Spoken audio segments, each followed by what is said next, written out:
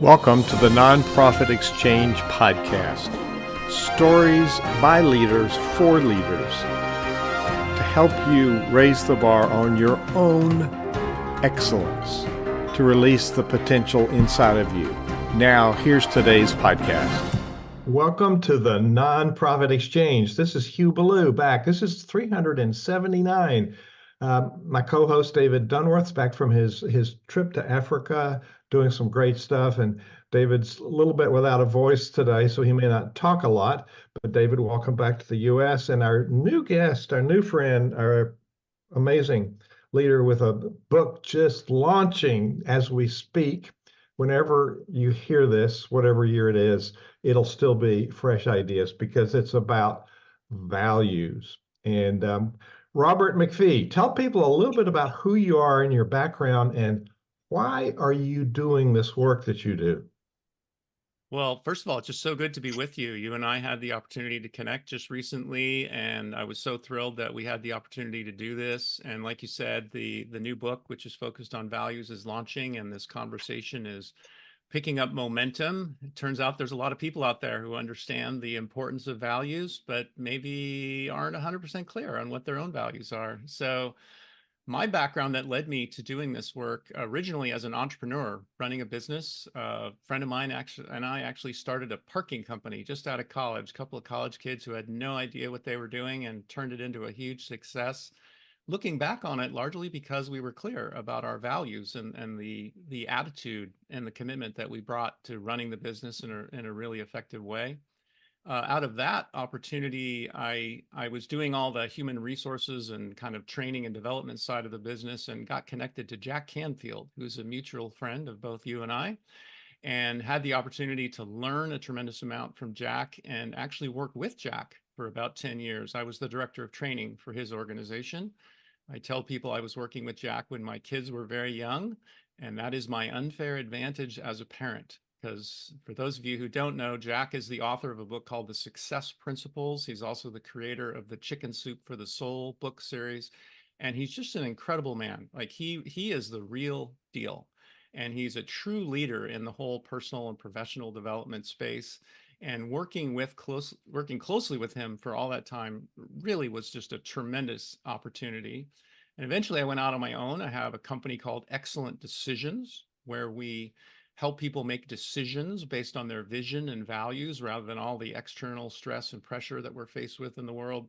And that then further refined down to really focusing on values, which is the new focus, because we realize that vision and values are both really important. But if you have a really compelling vision, but it's not aligned with your values, chances are it's not going to get you where you really want to go. So the big focus right now, the new book is called Living a Values-Based Life, and we're working with people and organizations to help discover and clarify and live in alignment with their highest values, which is like the response has just been incredible so far. It's really actually unlike anything I've experienced professionally, because again, people know how important values are, and most of them can't articulate their own highest values. So you and I were chatting about this before we went live. And if you walk down the street and you ask 10 people, what are their values? How many responses would you get? That actually know? Yeah. I with only 10, I think if you asked 100, you might get one, really. And I'll tell you a funny story about that. When I've been really immersed in this for over a year now, narrowing down the conversation from vision and values to just values and sharing it with people and seeing the response and then realizing, okay, if we're really going to do this on the scale that it's capable of, we need to write a book. We created an online course. We have a virtual course. We're going to be doing live events. We're seeing this as something really big. And I was at a meeting of an organization that I'm a co-founder of called the Southern California Association of Transformational Leaders. It's a bunch of speakers and authors and trainers and teachers. Jack was actually there. And I was telling people how excited I was about this new work I'm doing and focusing on values and how, everybody knows how important values are, but many people don't. And I was getting these looks on their faces, like sheepish, kind of guilty. And I could just tell people were afraid that I was going to ask them what their highest values were. And they're teachers and they're authors and they're trainers, they're leaders in this transformational leadership space. And you know what? If we asked 50 of them, five, I would say five would be an educated guess. How many of them can say, oh, my values are there? One, two, three, four, five. Again, just most people haven't done the work. Or they've done the work, and this is where I think what we're doing is different. They've done the work, but they've done the work in a way that has some confusion. It's complicated. It's difficult to remember, and it's difficult to really apply into our lives or into our organization. So one of the core things that we do at Center Vision is help people build their strategic plan. And defining your core values is part of that. And then we have people connect with their personal values, and there's got to be a match. But when I get to that part and I ask people to name some values, I get all kind of responses from a run-on sentence to one word. So I think the first thing is clarify, what do we mean when we talk about values? And people say they're important, but why is that? Why are they important? Well, our values really determine. So we actually use a model where our what I call our self-image, which is pretty much the same thing as our values, actually in some ways determines the way we think, the decisions we make, the actions we take, and the results that we get in our lives. So if we're not clear about our own values, I think the biggest consequence is that we're actually living in alignment with someone else's values. And in the world that we live in today, that's not difficult to do because there is no shortage of sources that are trying to influence us and push us in the direction of thinking, making decisions, taking actions, and getting results that are actually good for them. We look at media, advertising, social media, even the people in our lives, our boss, our coworkers, our family, our friends. Everyone has some idea of what we should be doing and how we should be living our life. And if we're not clear, like really clear about what our own values are, like what's most important to us, to me, that's the simplest definition of values. It's what's most important to us. If we're not clear about what that is, then we become susceptible to all those other sources, all those other influences, because again, they never go away. They're nonstop. They just bombard us every single day. And I think, again, that's a reason why this conversation is really getting people's attention, because people are saying, well, I don't want to live my life like that. Like, I want to live my life in alignment with what's most important to me. I want to make a conscious choice about what's going to drive the way I think, the decisions I make, the actions I take, and what kind of results I generate in my life. And that's values. That's a conscious decision. And this is the confession part of the story for me, because Hugh, when you were talking about that experience of sharing values as part of the strategic planning part, it's confusing, right? Like it's complicated, it's confusing. People don't understand exactly how it works and what's a value and what's not a value. And again, it's confusing and complicated. And that was exactly my experience. It's about 10 years ago now. I was having the exact same experience. I knew how important it was to be clear about my values, but I was struggling. Like I was having a hard time. And I honestly don't know why. No one taught me to do it. I don't know kind of where the inspiration came. But what I did was divide my values into two different categories to help clarify the confusion. And the categories that I divided them into was what's important to me, like the things that are important to me, like my relationships with my children are important to me. My career and business success is important to me. My health and well-being is important to me. Making a contribution to the world these are the things that are important to me. And then the second category was what I call ways of being. It's how I want to show up in the world. It's the qualities and characteristics that I want to exhibit. And those are things like being humble and being caring and kind and being calm and peaceful. And one that I'm really working on right now that recently got added to my list as I'm working on building this organization is courageous. Like I really, that's how I want to show up in the world. I want to be courageous. But you can see how the relationships with my children, which is important to me, which I value, is different than being courageous. They're two different things.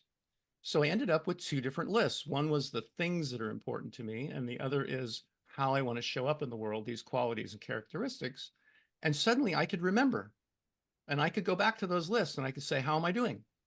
Am I putting my time and attention on the things that I've declared are most important to me? Or am I watching YouTube videos and rearranging my desk and whatever else I might get called into doing? And am I showing up in the world the way I've declared that I want to be, like how I want to show up? And I can self-assess and I can say, yes, I'm doing well here. No, I'm not doing so well there. And I can put time and attention. I can make conscious changes to live my life more in alignment with the results I want to create, the what's important to me, and the qualities and characteristics of how I want to be in the world. And for me, it was like, voila, now it's not so confusing. Now it's usable, it's applicable. I can remember it. I can put it in an app in my phone. I can remind myself. And again, I can self-assess and change. But you know what? That was 10 years ago. And you would think, since I'm a coach and I'm a consultant and I work with Jack Canfield and I have all this experience and all these contacts, you would think, since it works so well for me, you would think I would have just shared that with everyone else right away. It took me until just this past year to really, and it was through an experience I was having with a nonprofit. Ironically, I started a nonprofit in the social justice space, and we realized that in order to get people to respond to what we were inviting them to do, we needed to tap into their values. And a woman I was working with said, oh, well, if that's what we need to do, no problem, Robert. You're the vision and values guy. We should be able to do that, no problem, right? And I said, well, yeah, I guess so. And it forced me to look in and see what I had done and to realize that I hadn't shared it with people, to start sharing it with people. And the response, and I think it's those people that you were talking about who are doing the work and it's confusing and it's complicated and they're not sure how to apply it. Maybe they're an organization that did values work years ago and it's in a drawer somewhere or it's on the wall, but it's not really making a difference every single day. The idea of taking it and putting it in the form of two different categories. What's important to us? For an organization, that means like, what do we do? What are the most important things we do? And also, how do we do them? Like, how do we show up? How do we interact with each other and with our stakeholders? That's the ways of being. And an organization can check in just like an individual can and say, how are we doing? Are we living our life? Are we running our organization in alignment with what we've declared is most important to us or not? Or not. Yeah. So if you're coming by on Facebook, you're watching the Nonprofit Exchange. I've been right here every Tuesday for almost 9 years. And we're talking to Robert MacPhee about values. And it's sort of this invisible thing that we talk about, and we might go through the process of writing them down when we're doing our strategic planning. And there's a lot to learn here. And I've already been doing this, Robert. I've been doing this kind of work for 35 years and do values with people all the time. I've never thought about dividing them into categories.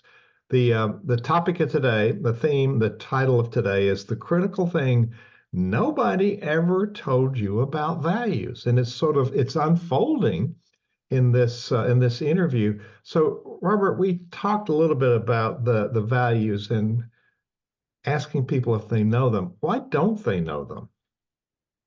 Well, I think the simple answer to that question is because no one is teaching it. Well, I would say no one's teaching it, especially when we're young. So this is not something that we would get in school. Generationally speaking, I feel like I'm part of a blessed generation, kind of in the transition to this information age. You know, when I when I was in college, computer science meant these geek people that were running around with stacks of punch cards, right? And now we live in a world where through the internet, we literally have access to every piece of information that's ever been created. Like we have access to everything. And so the I'm sorry, I lost track of your question. We talked about why people don't know it. Oh yeah. So so now people have access to all of this information and they still are not teaching in school like what values are, like how to discover your values, how important values are. They're not learning it in school. And the parents, where we learn so much from our parents, right? So much of who we are and how we show up in the world is really based on what we got from our parents at a very young age. But how many parents, I told you when I was working with Jack Canfield, that was my unfair advantage as a parent. And my three children grew up very clear about what their values are. And I'm very proud of them for living their lives in alignment with their values, because that was just the norm. That was just, we didn't have like a PowerPoint and a flip chart at the dinner table every night, but these conversations about values and taking personal responsibility and effective communication and leadership and all those kinds of things, that was just part of what was happening. That was what we talked about. But most people don't have that. Most people don't get it from their parents. They don't get it from school. If they do get something about values, in my experience, they either got it from a mentor or they got it from a coach. So a lot of times in athletics, young people will get exposed to some of the work, the most effective foundational, fundamental kind of work that we see in the personal development world. But the real reason I think why people don't have clarity about their own values is nobody taught them. The other side of that is what we were talking about with the way values are traditionally taught, which oftentimes is looking at a list, seeking out the words on that list of possible values really resonate with you, and maybe circling some words on that list, and then narrowing it down to 5 words that resonate most with you, and voila, you have your highest values. And the truth is, like, there's some value in that conversation, like that degree of reflection and pausing your busy life to look at a list and see the things that aren't as important to you and pick some things out that are important. That's good. I don't think there's anything wrong with that. And I don't think that's going to be a life-changing, easy to implement, easy to remember, easy to apply kind of process. It just doesn't have the juice. And so the process that we're using, like, to not only divide into 2 categories, but to look at each category and do a discovery process. This is why I was able to create this book so quickly, is it's really a process book where we take people through, starting with what we call your priorities, what is important to you. We tap into the different learning strategies of not just your head, but your heart, and pause your life and do a little visualization and really connect deeply to what's most important to you and create a vision of your life just the way you want it to be, and see who's there and what you're doing and what's around you, all those kinds of things, like that kind of heart energy. And also do some of the brainstorming, the power of our own mind kind of work, and then narrow it down to the things, the what's, the priorities that are most important to us, and do the same kind of thing with our ways of being, with those qualities and characteristics. Do a visualization, really tap into how you really want to show up. What kind of relationships do you want to be having with people? How do you want them to be responding to you? All those things.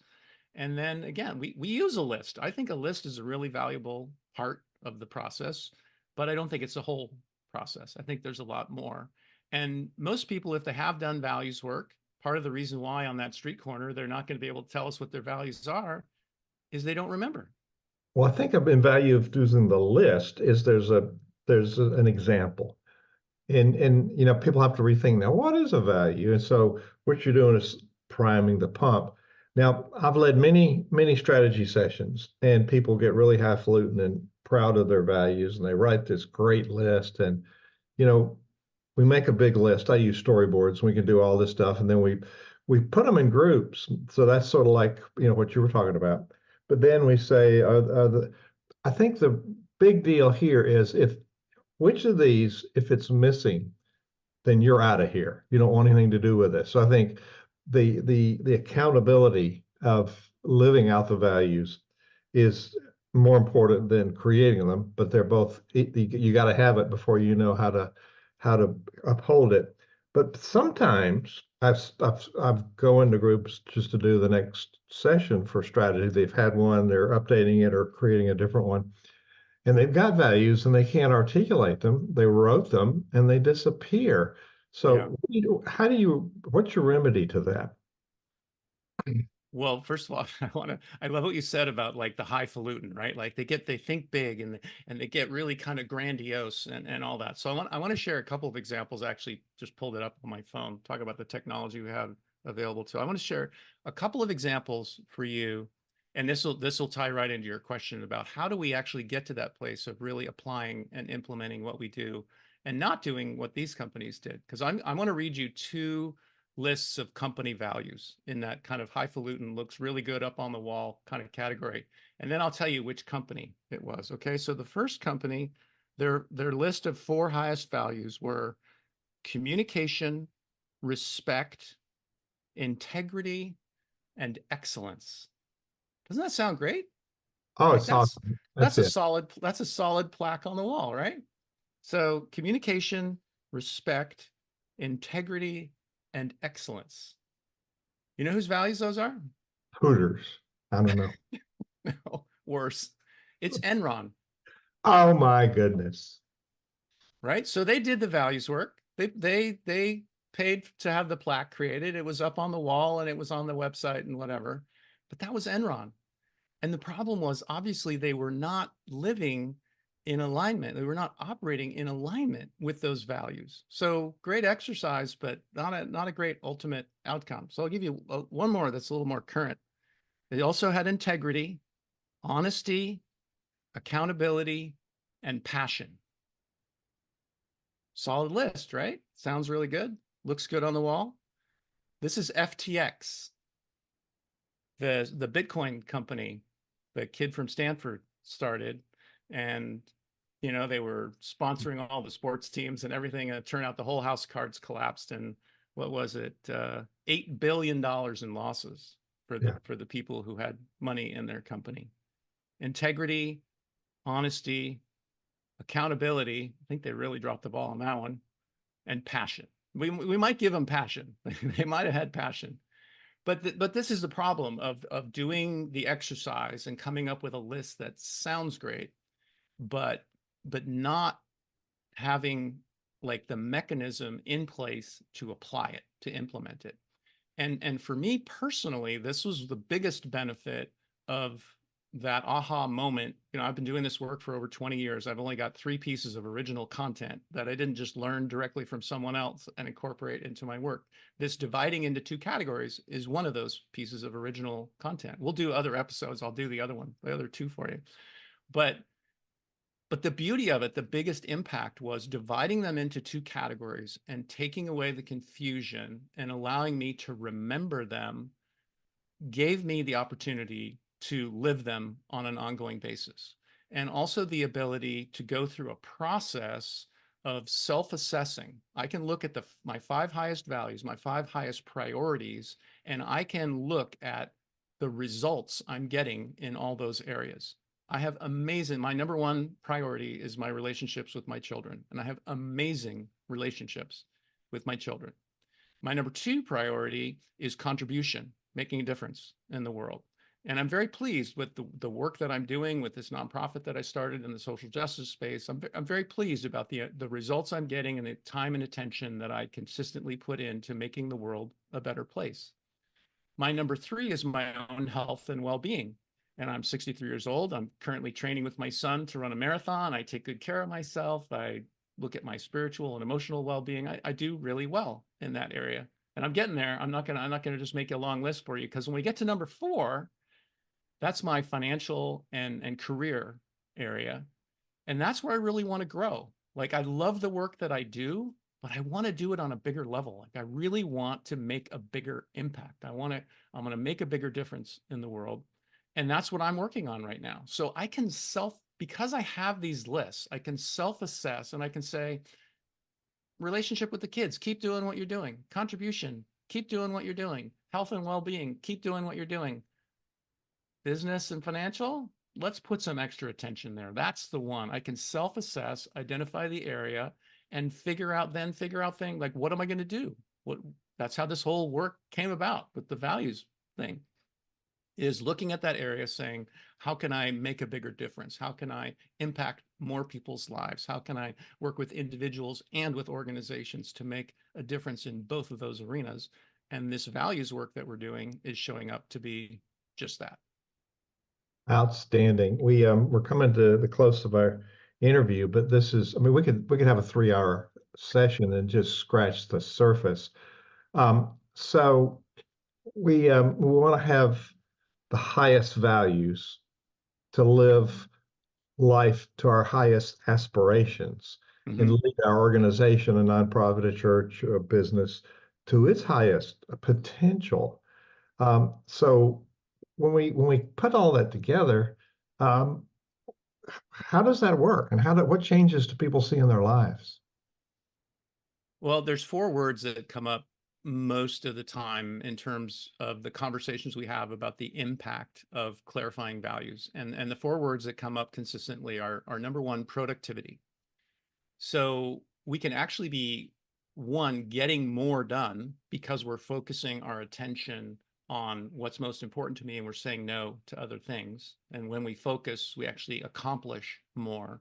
But we also are accomplishing more in an area that we know is important to us. So we're not only getting more done, but we're getting more done in the area that we've identified as important to us. So it's kind of a double on the productivity side, with more accomplishment and more meaningful accomplishment as well. The second word that comes up all the time is satisfaction. Like living a satisfied life, like at the end of your day feeling like that was a good day, like I did some good work here. Like I was so excited to be in this conversation with all of you, and as we're coming to the end of it, like I'm feeling like this is what I want to be doing. These are the conversations I want to be in. This is the difference I want to be making in the world. So there's a sense of satisfaction, like really feeling like I'm doing what I'm supposed to be doing here on the planet. And then the last two words are purpose and meaning. And I think we all want to live a life of purpose and meaning. We have things we need to do. We need to make some money, pay the bills, take care of the family. Like there's things we need to do. But at the end of the day, at the end of our life, I think we also want to look back and say, I did something worthwhile. Like I had a purpose. And for me, when we have a powerful vision and it's in alignment with our values, that's what purpose means. So it really starts with values. And going back to a problem we discussed earlier, like if we don't have clarity about our own values, how could we have purpose? Like our values define the purpose and meaning in our life. Like we have to have that. Like we have to know what our highest values are if we want to live a life of purpose and meaning, because that's how we define it. Otherwise, someone else is defining it, and chances are we're fulfilling someone else's purpose and meaning. But I say, let's do yours. Let's do yours. So people can find you. I want to just spend a couple of minutes before we sign off here. People can find you by going to your website, and I'm gonna, for people that are watching the video, I'll share it. For people that are listening or visually challenged, you go to valuesbasedlife.com, valuesbasedlife.com. And so, what will people find when they get there, Robert? You'll find a little bit more information. You'll find some of the things that we've talked about here today. Like Hugh mentioned, we are in the middle of launching this book, putting it out there to the world. We're also working with 5 organizations right now on this values-based living approach to dividing the values into 2 different categories and putting them into a format that's implementable and applicable. So for people who are interested in talking to us or taking a closer look at what we do with organizations, there's a tab at the top of the website about that. And again, we're also in the middle of this book launch. So it's February 6th as we're recording this, between now and Valentine's Day. And off the record, it might even trickle a little past Valentine's Day, depending on how things are going. We're offering a couple of pretty remarkable bonuses to people who purchase the book at this point. So if you're looking at on an individual basis, just a personal basis, listening to this conversation and saying, yeah, I really want to get clearer about what my own personal highest values are, what my highest priorities are, and my most important ways of being, I would suggest the book as the best starting point for that. And once you get the book, you'll end up in a conversation with us, because you can probably tell from this conversation that we have a really strong commitment to follow up. We don't want you to be the Enron or the FTX of the world that creates a really great list, but never really gets to the point of living in alignment with that list. So a big part of what we do is get that process started with discovering your highest values, but also work with you to implement and apply and get to a place where you know on an ongoing basis that you're really living in alignment with those values. Awesome.